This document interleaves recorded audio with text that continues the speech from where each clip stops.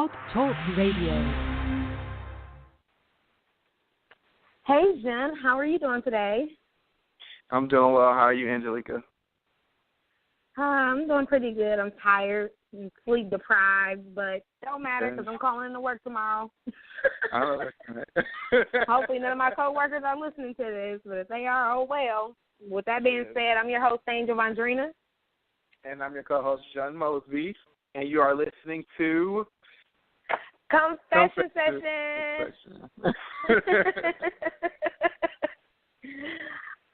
First and foremost, I just want to thank everybody who tuned in last week, and thank you all that's tuning in this week. We truly appreciate the love and support.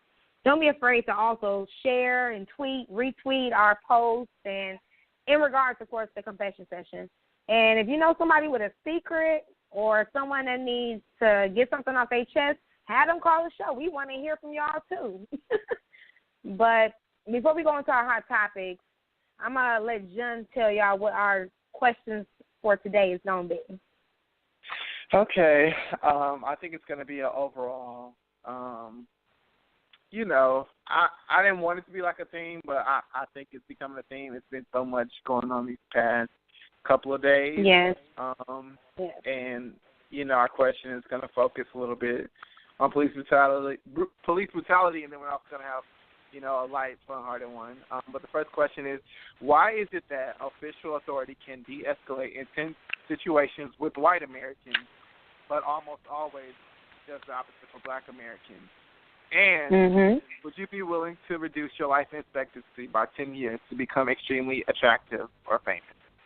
We're going to be taking calls later on the show for our daily questions, and that will be the time for your confessions as well. Yes.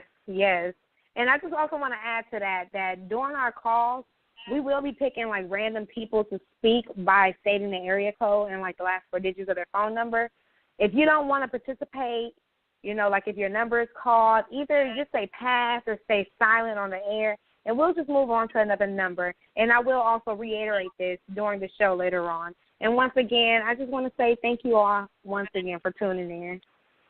Yeah, also I want to say you can also go to the website. It's blogtalkradio.com/confession session, and also you can go to blogtalkradio.com/confession/podcast, and you'll be able to listen to it right from your Apple, iTunes podcast app, however you say it. So either way, you don't have to listen to it just by the phone. But correct. Just in case, those are the other 2 ways. But anyways, getting into hot topics. Yes. And I don't know, I've just been in a funky mood these past couple of days. Well, who can blame you after all the crap that's going on with my people, Yeah. And it's just, it sucks because I feel like nobody is understanding but us. And I feel like a lot of times what sucks with black people, I feel like we are such a forgiving race. We always try to be empathetic towards other races. We always try to be understanding. But I feel like with our issues, we suffer alone. No one understands anything. Basically, I want to start off with, because it's crazy, it has to be God trying to send a message. To me, I took this as God trying to send a message, and also, just, I don't know. Yeah, just speak your mind.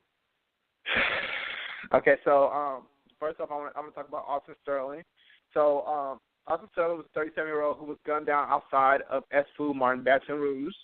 It turns out that police were called by a homeless man who was persistently asking Alton for money when he flashed the homeless man his gun. Police approached Alton because he matched the description, and from what we know, that's all we know prior to the video that we saw. In the video, if you watch the video online, he was detained, and then they scuffled him to the ground. They said he had a gun, and they murdered him. They murdered him in cold blood. And since then, Abdullah Muflahi, who's the store owner, came forward and said that he has had consent to sell the CDs outside, and he's also created a mural in honor of his memories outside the store. But Mhm. I just want to say, I think it's kind of scary. It's just like, okay, so he was trying to protect himself because we all know, like, he's from a major city. I don't know how Baton Rouge is, but, you know, homeless people, they can be a little reckless sometimes. You know what I'm saying? Mhm. So it's just like, yeah, you have to get bucked. Leave me the fuck alone. I feel like that's crazy that the man went and called the police on him because he was bothering him and he wanted to be left alone. Like, it wasn't, he was not doing anyone any harm. You know, and it turned all the way left. It just bothers me that. You go said ahead. What? I said I was gonna say what bothers me, but I'm gonna let you go ahead and finish. Yeah, I mean, because I feel like it's like all the same, you know. Philando Castile, 32-year-old, who was a nutrition services supervisor for St. Paul Public, was murdered in Falcon Heights, Minnesota, by police after being pulled over for a broken tail light. He was shot 4 times. If you saw in the video, the gun was still drawn on Philando after he was shot, clearly lifeless. Scared cop. He mentioned to the officers before he got his license and registration that he was carrying a concealed weapon, and he also was licensed to carry the concealed weapon. He was still, and then the officers told him to grab the weapon. To grab the his registration, and that's when they shot him. So it's like, do you want him to be still, or do you want him to, like, what, you know what I'm saying? What the fuck do you want? He was following what you all wanted. And I also think it's kind of fucked up that if you watch the video, Philando's girlfriend, Donna Reynolds, was also arrested during the altercation. They didn't have anything to arrest her by. They still arrested her. It was kind of disturbing. You can hear, like, if you watch the video, their daughter trying to comfort Diamond. You know, I don't know, Angelica. All in all, it was just disturbing. Like, in the words of Ryan Davis, how many times does an incident have to happen before it becomes a trend? Like, this shit is becoming outrageous. They're consistent, you know. It's summertime. They're just trying to find something to do. And for the police to respond in the Sterling situation to the incident at 12:35 and have this man dead at 11:46 a.m., it took all of 11 minutes for you to end his life. Like, and they're not even naming the cops. Like, are you kidding me? But they've been put on standard procedure administrative leave. Like, get the hell out of here with all of that. Yeah. Like, we know what the deal is, you know? And that one kind of annoys me, too, because they're saying, like, it's standard procedure. Like, yeah, because we know people are going to have some backlash about them getting paid after they murdered people. And it's just like, yeah, because they murdered people in cold blood, like they had no right. Like, you know, I feel like that's going back to what Jesse Williams was saying, which we're going to talk about later, and this white bitch, Tomi Lahren, is that they continue to kill us, you know, and they say whatever. It can be something so stupid. You know, this man was outside selling CDs, and another one got put on for a broken headlight. But you have these mass murderers. For some reason, they end up being fined in prison. It's like, how you done killed, 10, 15 motherfuckers and ain't shit happened to you, but I'm getting pulled over because my headlight is broke and I'm being murdered. Exactly. You asking for an ID and then you're shooting me. All while my girl and my kid is in the car. Like, have you lost your mind? And then on top of that, what really disturbs me most is the fact that, the cop was consoled after all of this happened. They're telling the cop, oh, it's okay, you'll get through this. Meanwhile, she's in the car with her man dying. Dead. And they just walk away from the car. How disgusting. They didn't revive him. Like, you know what I'm saying? Like, no, didn't check they left him in the car to die. Disgusting. You know what I'm saying? And then it's for motherfuckers because, I've heard a couple of people say, now, I'm not going to point no names, you know what I'm saying? Why was she still on Facebook Live? Like, you know what I'm saying? Why was she on Facebook? Why did the first thing she thinks to do was record the video of all that's going on. Her boyfriend's dying. She couldn't try to resuscitate him. First off, she's in shock. And a lot of times with black people, you want to record because it's you against this He's fucking trying to get police some officer. proof. They can say anything. Anything. Especially like with the Sterling situation. The mom was, the aunt, even though, she was upset about the footage of the video because the kids and everything were going to see it, she was glad that it was exposed because they tried to twist the situation all up, tried to make it seem like Sterling was this horrible guy, and then once the video was released, they tried to change everything up. Like, are you serious right now? It's just crazy, Yeah.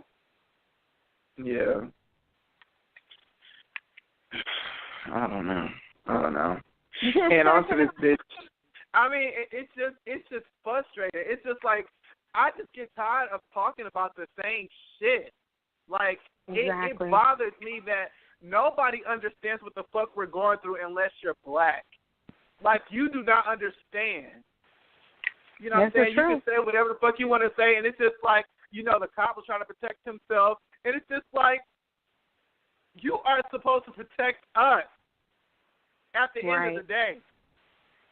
And you're not. And it's just like, exactly. And I was telling a couple people, it goes back to these cops, they've been on the field way too fucking long. They get jaded. Just like with me, I bartend. And it's like, it's a certain kind of person, when they walk in, I know they're going to give me shit. And you know what I'm saying? So I treat them differently compared to how I would treat some other people, because I know automatically it's going to be some bullshit with this kind of person. Not saying race, but just from being around, and serving and doing whatever, you just know what you're going to deal with. I feel like it's the same with police officers. It's like when they see a black nigga dressed a certain kind of way, talking a certain kind of way, they automatically be turned the fuck up, and it might not even be that situation. And that's why I think these police officers should not be on the field, more than 2-3 years. Put their ass in the office. You know what I'm saying? You need some time to sit down and become a regular human being, because you see the worst in people. Nobody's going to call you and say, oh, yeah, it's good to hear you. I just want some cops to stop by, see how good life is. Every time you get a call, it's custom, on some real shit. Every time people get called, it's because motherfuckers just turn the fuck up. You know what I'm saying? So sometimes I think it should be a way to where it's just like they need to get away. They need to, not necessarily get off the force, but it's just like it should only be a set they need to limit go to to where jail. You are out. You know what I'm saying? You said what? They need to go to jail. If this is the shit that they're doing, if they're shooting innocent individuals who have concealed to carry, license, and because they're scared of a black individual, a black African American, or whatever, you know what I'm saying? That at the end of the day, you don't need. This shouldn't be even your job. Your job is to serve and protect, not kill because you scared as fuck. Like, get out of here. Yeah. I just feel like enough is enough. And I mean, enough has been enough for a long fucking time. Shit past however many hundreds of years. It's just now we got cameras, that's reporting the shit, but the shit been going on. They just been getting away with it. And it's bullshit. And shit is not going to change with us miming and complaining. We have to put ourselves into position to change this. You know what I'm saying? We have to put ourselves in office. We have to get educated, y'all. Like, it's past. Everything's about fucking money. You know what I'm saying? Money and fucking power. Fuck all that saying, that crying, all that bullshit. I'm being for real. We have to put ourselves in position to change these laws. Ain't shit gonna change until we in the right rooms and we doing our motherfucking selves, because people are not understanding. Just like I don't know what it's like to be a white man. I don't understand their problems. They're not understanding the same with me being a black man in America. That's true. But on to Tomi Lahren, a white bitch who also doesn't understand. She don't understand a damn thing. 23, probably sucked the right dick to get in the room she is, to get her own show, talking this bullshit she's talking about. Honestly, you know what I'm saying? So first off, she went on a rant talking about Jesse Williams' speech during the BET Awards, saying it was pro-black, saying that it was racist, saying it was like anti-police, and all sorts of shit. First off, everybody forgetting the fact that Jesse Williams is fucking half. He got a white ass mama. Yeah, he's a black man, but it's like, come on, how you gonna hate somebody your mama white? Like, come on now, like, let's be for real. And then she also went on to talk about Alton Sterling and was saying facts is facts, and, you know, she named that, you know, he was a sex offender, and, you know, he was also charged with battery, and, you know, he's been in jail and all this other shit. He was on probation, and during probation that you cannot carry a concealed weapon. And, you know what I'm saying, I understand all that, but facts is facts. You missing the fucking point, bitch. This situation would have been handled right. differently if this was a white man standing outside the fucking gas station with a gun pointed at the motherfucker. I'm sure they would not have killed him. They scared.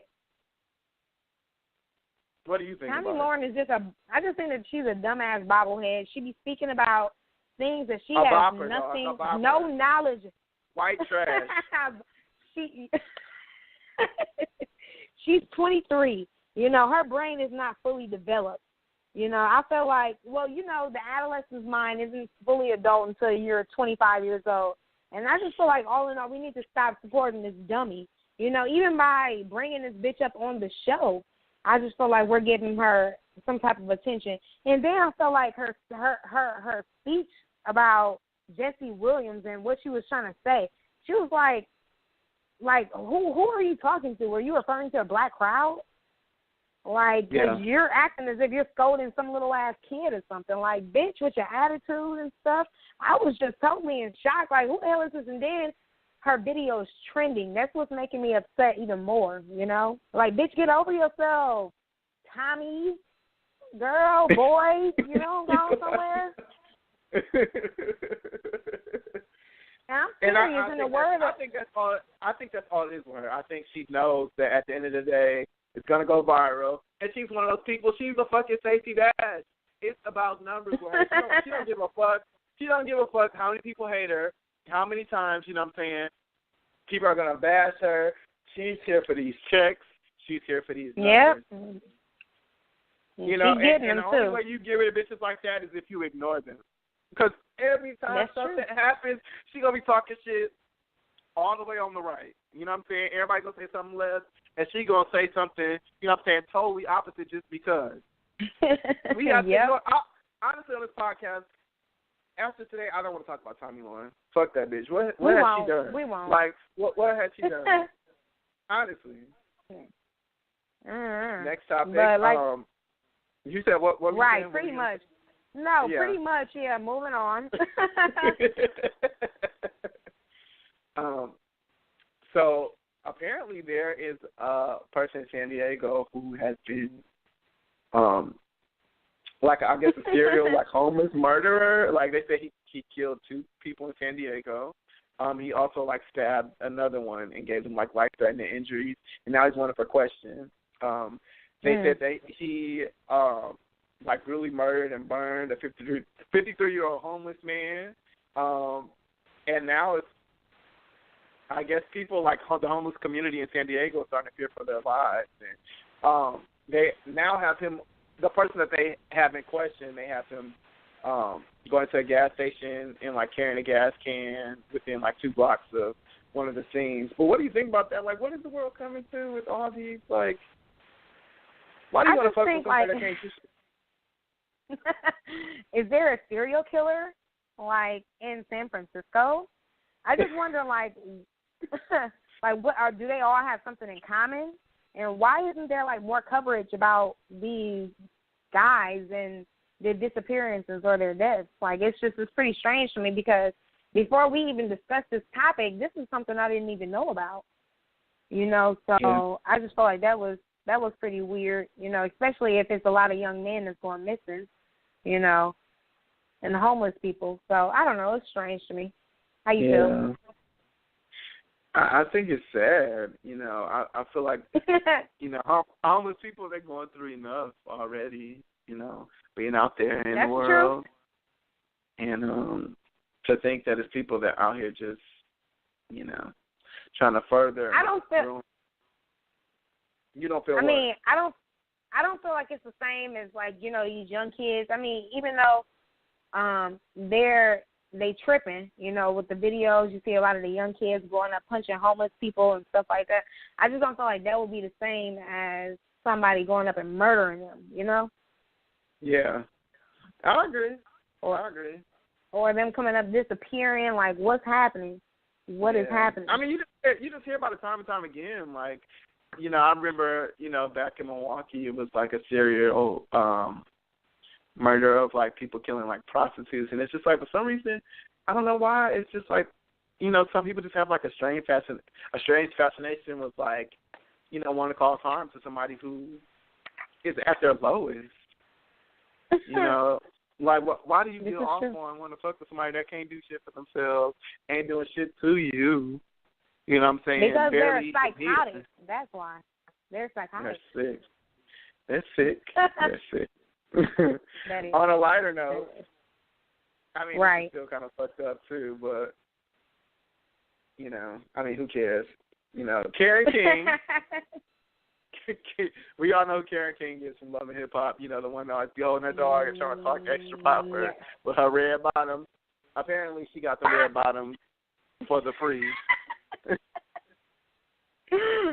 that's about to get some serious time for it. According to TMZ, Love and Hip Hop star Karen King is staring down some serious prison time for allegedly going on a shopping spree with someone else's identity. Dumb bitch. King was arrested in May after cops said that she strolled into Fifth Avenue in ATL and racked up a $5,000 bill on dresses, perfume, shoes, and other accessories. The DA just hit her with a 3-felony charge, 1 for financial identity fraud and 2 for credit card fraud. What do you think about that? Well, before I get into my answer, I just don't want y'all to forget about the question of the day. Just keep it in mind. Our first question of the day is, why is it that official authority can de-escalate in tense situations for white Americans, but almost always does the opposite for black Americans? And also, would you be willing to reduce your life expectancy by 10 years to become extremely attractive or famous? We're going to be answering and taking calls in regards to this in about 15 minutes, but also keep in mind this is your time to confess. Now, moving back on to Karen King, I cannot believe this. Like 3 years, 5 G's, stacks, fifth. Like, are you, girl? Karen? Was it worth it? Like, my thing is, you know, it was not worth it. Well, you know, Jean, she was sweet to take the heat off Mama D from when she was arrested here in Milwaukee on September 15th of 2015 for walking out a $500 restaurant bill. I remember that. I was so fucking weak when I found out that was in Milwaukee. I'm like, girl, where was she at? Like, what restaurant did you rack up a $500 tab in Milwaukee? Like, where was you at? Right, on her birthday. And that was pathetic. But as pathetic as that was, Karen, bitch, you take the cake, okay? As much as your family is going through right now, I just feel like because, you know, I just feel like the family is cursed pretty much. Y'all know that now Karen is looking at Face and Time, KK. Her son, obviously, y'all know, if y'all seen Love and Hip Hop Atlanta, her son is incarcerated right now for marijuana trafficking, and her other damn dad just recently got shot in his motherfucking head at a club. So, in the words of TMZ, shit, I hope them Louboutins was worth it.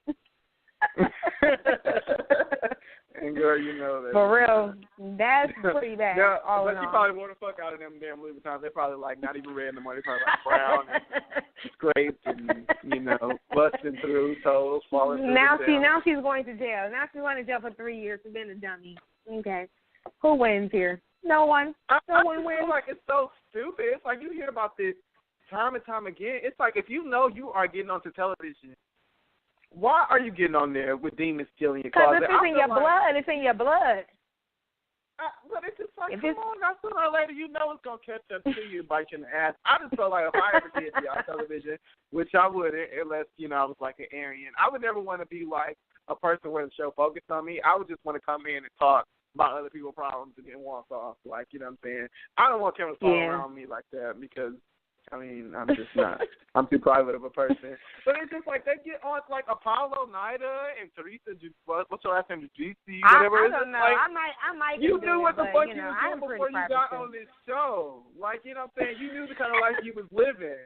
Like, why would you agree to do it? Sooner or later, somebody's going to come and find out about your ass. You live a life of luxury and can't nobody tell what you're doing.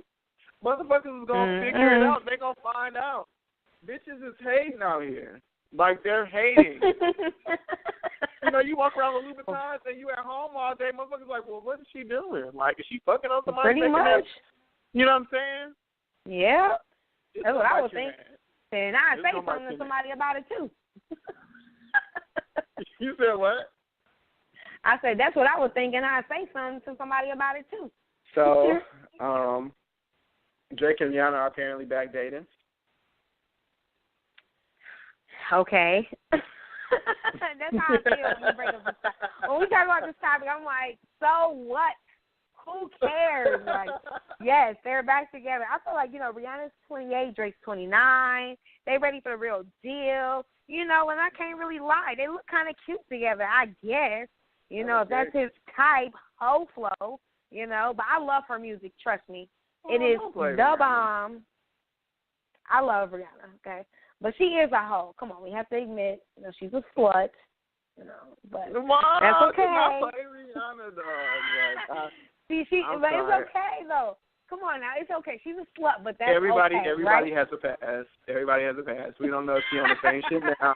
And we don't know together. It's just like, who has he, and you know, it's, you have to look at it. Who has she been tied to? It's everybody says she fuck all these niggas, but it's like, shit. That's true. That is true. You are so right. The niggas that she been tied to, I've been, you know, way more than that. Matt Kemp, who is a huge baseball player. Shia LaBeouf, who's a huge-ass actor. Leonardo DiCaprio, who's an even famous actor.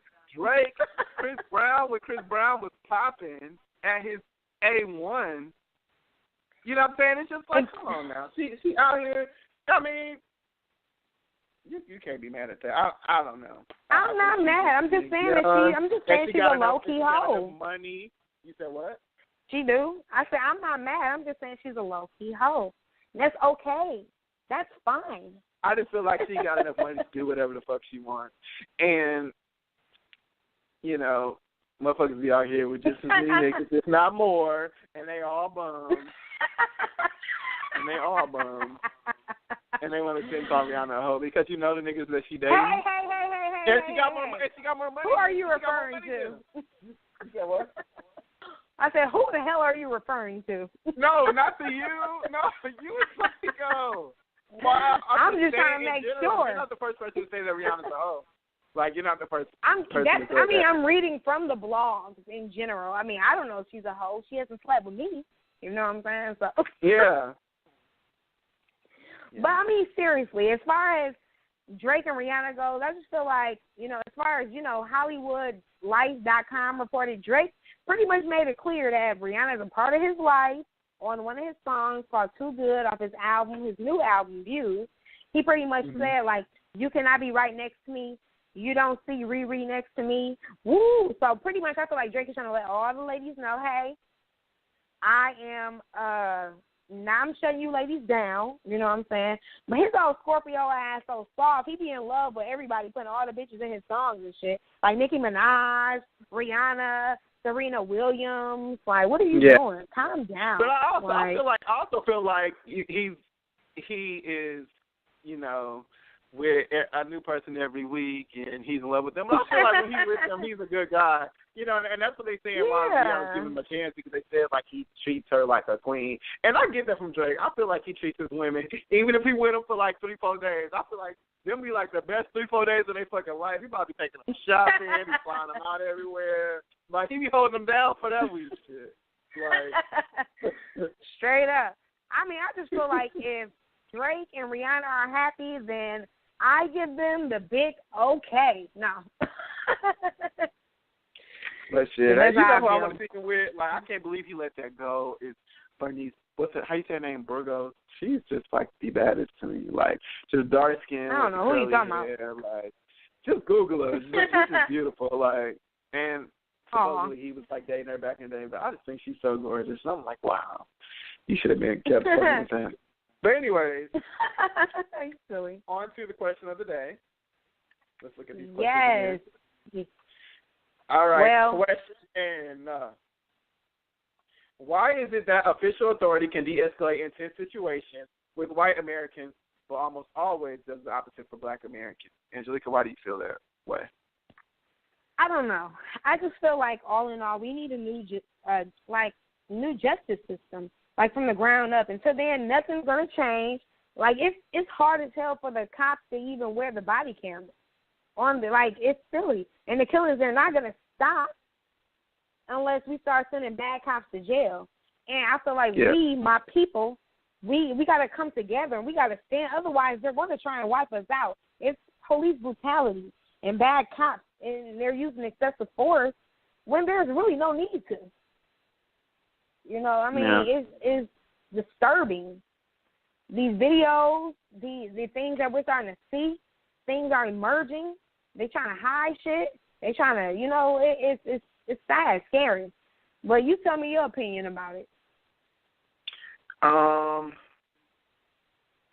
I just feel like it's what you know. I feel like it's a learned behavior. I feel like people view blacks as, you know, intimidating, scary. It's always going to be a tough situation. You know what I'm saying? You can do what you do to handle the situation. You're not going to get in trouble for it, compared to if it was a white person. You know what I'm saying? Like, white motherfuckers, they be ready to sue every goddamn body. You know, they be ready to go to press. And, you know, it's just, it's a totally different situation. And a lot of times these cops, like, they be white. So it's also somebody that looks like you and more understanding.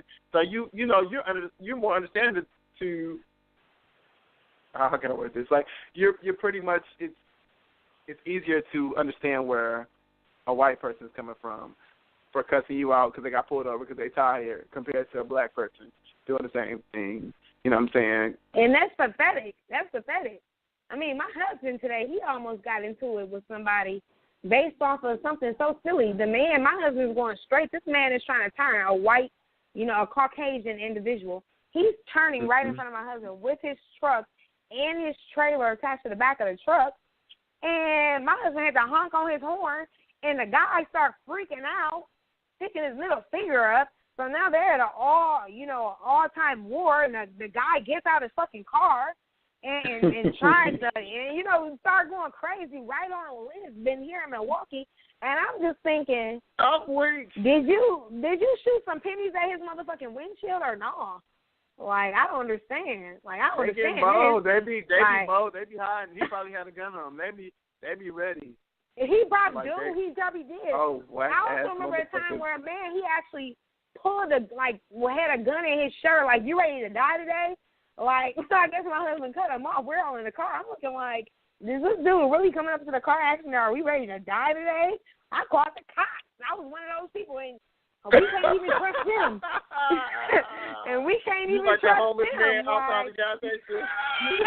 I'm telling you, like, this man is threatening to kill us. He's white. Like, they're like, he's white. Okay, we'll be there in about 45 minutes. Like, right. That's crazy. That's crazy to me. On to the second question. Yes. No. Let's take some calls. You want to take some calls? Let's take some calls? Okay. Okay, y'all, we're going to take some calls in regards to our first question. Once again, the first question is, why is it that official authority can de-escalate intense situations with white Americans, but almost always does the opposite with black Americans?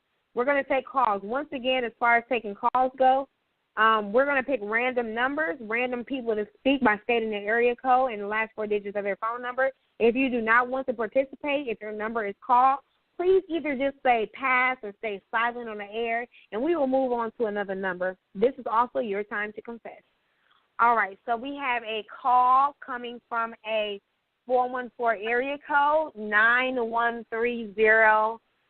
It's the last four digits of the phone number. Tell us why official authority can de-escalate intense situations with white Americans, but almost always does the opposite for black Americans. Okay. Hello, you're on the air. All right, we're going to move on to the next individual. Can you answer that question for us? It is coming from a 804 area code, and the last four digits of that number is 1393. Hi. Hello. Hi, how are you? Can you hear me? I'm fine. Yes, we can hear you. What was the question one more time? why is it that official authority can de-escalate in tense situations with white Americans, but almost always does the opposite for Black Americans? Honestly, I feel like they really don't see any value in African American lives. And at first, I was in denial. I'm not gonna lie, I was so in denial. Like a couple of months, even a couple of years ago, just saying like, "Oh, that's not what it is. It's not racism. They just happen to be, at the wrong place, wrong time." But it's like I'm starting to see a pattern, and I'm starting to wonder: is it like some type of government conspiracy to wipe out us Blacks? Is this like the new form of genocide for us? Like, we really need to wake up. Like, this is something very serious. Oh, yeah. And it kind of pisses me off when other Black people say, "Oh, well, don't get mad at the police because they're killing us. We kill each other every day." That's not no fucking excuse. I'm sorry. That's not an excuse why these racist, prejudiced police are killing us off. What we really need to do is become the Malcolm X's and the Martin Luther King Jr.'s of our generation, and we need to stand up to them, and we need to show them that we are just as human as they are. Yeah. Exactly. I just don't get it. That was an absolutely lovely, fantastic explanation. Yeah, it's just like, I don't know. Like the video about the man dying and the child in the back seat, that just confuses me. Like, where did you feel threatened? That's what I'm trying to understand. Right. And then the man selling the CDs, like they attacked him. They were on top of him, so there was no threat there. So why are we just being killed off? That's my question. And why are some white people mad? Because we're mad. This is a fucking generation after generation of oppression that it seems like it's not going to stop. And it's getting out of hand. It's just too out of hand. And it's bothering me. It actually happened close in Raleigh. Like, a white man shoot at a police, and he's placed on bond, and he's out already. Wow. But they don't see threats to white people, though, when those are the fucking monsters, if you ask me. Well, some of them. Oh, yeah. So, and thank you so much for giving us a call today, too. We truly, that's beautiful. Thank you so much. Thank you. Bye. Bye-bye. Now, that's what I call, the individual that just called was extremely intelligent. I just feel like, like what she says, Jen, us African Americans, us people, just this generation, we need to wake up, We are getting another call from a 414 area code. Last four digits is 0254. Let us know. Tell us why is it that official authority can de-escalate intense situations with white Americans, but almost always does the opposite for Black Americans. Give us your opinion. Tell us what's going on. Hello. Hi. So, I was just, I've been on my Facebook, my news feed, and I've been talking to my friends, my family, particularly with my sister. We have a really close relationship, so we talk a lot about basically what's going on all around us. And not too long ago, we were discussing how depressing Facebook is getting simply because every time you scroll down your news feed, there's a new body found or another child missing or, another innocent person being shot and killed for absolutely no reason at all. And, it's just like, I'm sorry. Tell us why official authority can de-escalate intense situations with white Americans, but almost always does the opposite for Black Americans. But, what I was getting at is, like, most of the time, what I've noticed, like, okay, one of the recent things that happened, this white kid, he raped a girl at school and some college party or whatever, and only got 6 months in prison. Right. And, recently this Black man was selling CDs and was killed. Sterling, I don't understand how everyone is kind of sugarcoating this whole, if they have a criminal record or, anything bad in their past, it's just okay to do what they're doing. And telling people that white privilege doesn't exist. when that is a very clear example that it does. We as Black people, we do need to stand up, and we do need to really, really band together because, like, I kind of just tuned in a little bit, so I wasn't really 100% on what you guys were discussing previously, but I did hear one of you say something about standing up together, and that's definitely something that we need to be doing. I've been saying this for a while. Like, everyone is so oblivious to what is going on. They're so concerned about things that are completely irrelevant. You know, the Kardashians or Amber Rose and, you know, all this social media BS that they put out here specifically to distract us from the real problems at hand. It's not just going on in Milwaukee. It's not just going on in, you know, highly populated Black areas. This is going on everywhere. It's not just Black people. It's people in general. It is people. We are getting slaughtered. All of us are. And I'm not saying, like, you know, it's not a majorly Black problem, because it most definitely is. Most definitely it's a huge Black problem. But it's a problem in general. There's terrorism going on. There's just pure execution. And we really need to be doing better as people. Like, we really need to be doing better. There's no excuse for the negligence and all of this stuff that we are just letting go over our heads. And then recently I saw someone, hopefully they're listening or know someone who knows this person. I understand grief is something that is very hard to overcome. It is very difficult to get through the loss of someone that you truly loved.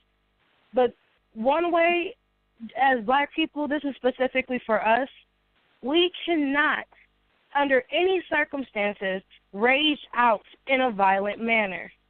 We cannot do that. We don't have the privilege to do that. As you can see, they're killing us for literally walking down the street. They're killing us because we are Black. So, yeah, you're angry. Somebody shot your daughter, your son, your boyfriend, your girlfriend, your cousin, whatever, your mother, grandmother. And you want revenge. You want some kind of something, you know, to let them know, you know, your death will not go, you know, unjustified. But violence is not the way to do it. Do not give them another reason to kill us. Dude, thank you so much for talking. That was fantastic. Absolutely fantastic. You all, you know, and that's another thing. You know, Jen, you know, she made a really good point as far as, you know, we need to once again stand up as a whole, and we need to talk it, and we need to pretty much just try and figure it out. You know what I'm saying? We are getting slaughtered every day. We're gonna take this last call, you all, in this regard to our question: why is it that official authority can de-escalate intense situations with white Americans, but almost always does the opposite with Black Americans? We're gonna take this last call. From a 414 area code 9130. Hi, you're on the air. Awesome. Thank you for having me. I just want to say, you know, I am going to get a little ignorant here. First off, I feel like I don't know what the reason may be that these officers can't follow protocol and procedures. You know, they're confident enough to go through the academy, get the training, and get on the field, but when it comes to an African-American or a minority, it's like they just freeze up. Probably from, you know, from living in suburban neighborhoods or not interacting with Black people on a daily basis or something like that. But honestly, I feel like the answer at this time, it is violence. We need some type of violence. I want to see some honky blood, some cracker blood somewhere. I do. I really, truly do. I mean, I definitely understand that we do need to get in a position to stop this. If we have more Black judges to convict these criminals as they are, then of course we'll be winning. That's going to take too much time. Thank you all so much. I feel like that was excellent. Thank you so much for your explanation. You are Jen. Are you still on? Yeah. Damn, I wish we could talk. You guys, we kind of ran over. We got like 8 seconds left. Thank you all so much for tuning in. We really appreciate it.